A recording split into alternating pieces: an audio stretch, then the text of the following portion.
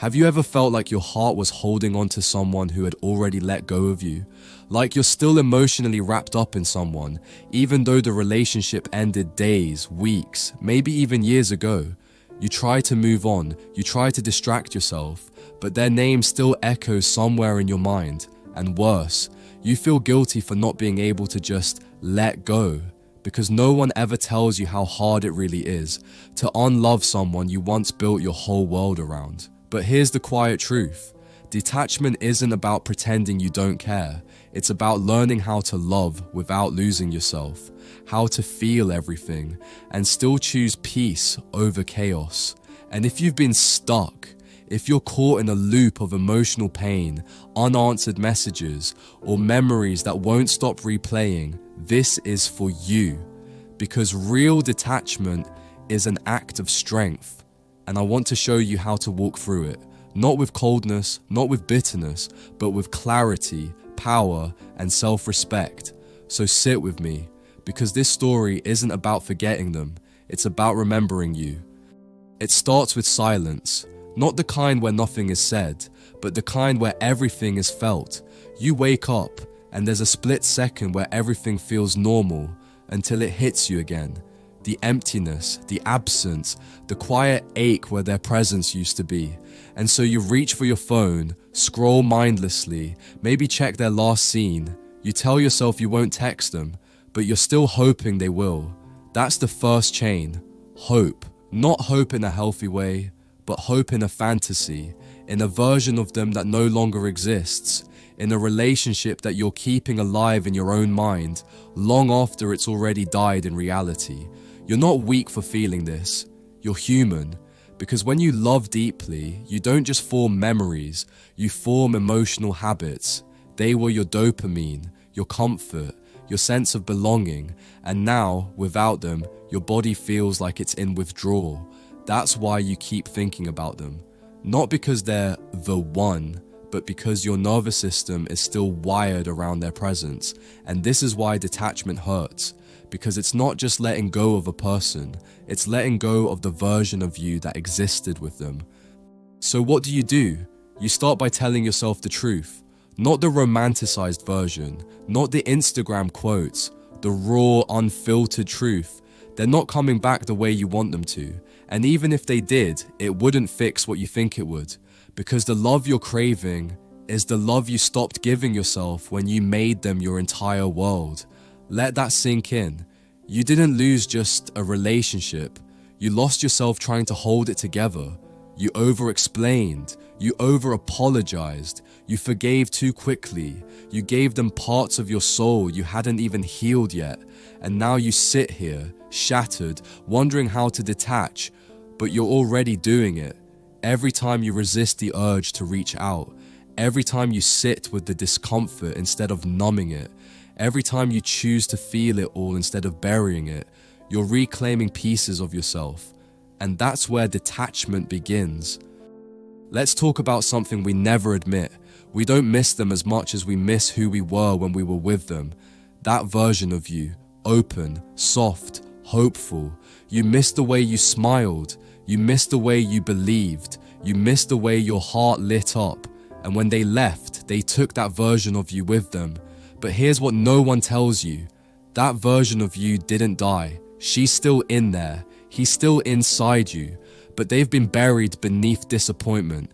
Buried beneath the fear that maybe you'll never feel that again. That maybe love is just loss, dressed in temporary joy. But that's a lie. You will feel again. You will open again. But only when you stop looking for the person who broke you to come back and fix you. Detachment is choosing your own healing over your old habits. It's accepting that closure might never come, and still choosing peace anyway. Let me ask you this. What if you stopped chasing their love, and started becoming the person you were always meant to be, even before they arrived? What if you started pouring all the energy you gave them back into your own life? What if, instead of checking their profile, you started checking in with your own goals? What if the late night overthinking became late night writing, running, meditating, building? What if their silence became your space to grow? Because here's the thing, They might never regret leaving, but you'll regret not becoming who you were always capable of being. And one day, not out of spite, but out of strength, you'll look back at this pain and you'll say, thank you. Thank you for breaking me, because I found pieces of myself I never would have looked for otherwise. Detachment isn't cold. It's not ghosting. It's not pretending you don't care. It's loving someone so deeply and still choosing to walk away when their presence becomes poison to your peace. It's crying in silence, wiping your own tears, and still choosing not to go back to what broke you. It's leaving the door closed, even when you hear their knock at 2 a.m. It's saying, I love you, but I love me more now. And no, that doesn't make you selfish. It makes you brave, because staying where you're not valued is easy. Leaving and healing takes guts. Let me end this with one final truth. One that doesn't come easily, but when it settles inside you, it changes everything. You don't heal by forgetting them. Healing is not a blank slate wiped clean of every memory, every feeling, every scar. Forgetting is the easy way out, an escape hatch from the messiness of pain. But true healing, real healing, comes from something far harder. You heal by remembering.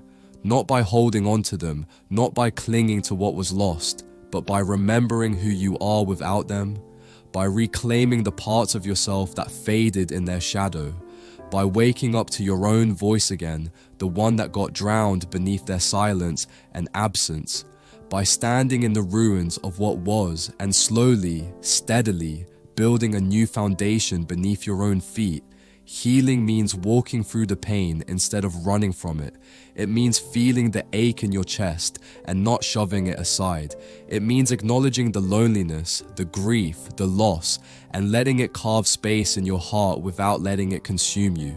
Because when you make space for your own truth, you create room for growth. You create room to become whole again on your own terms.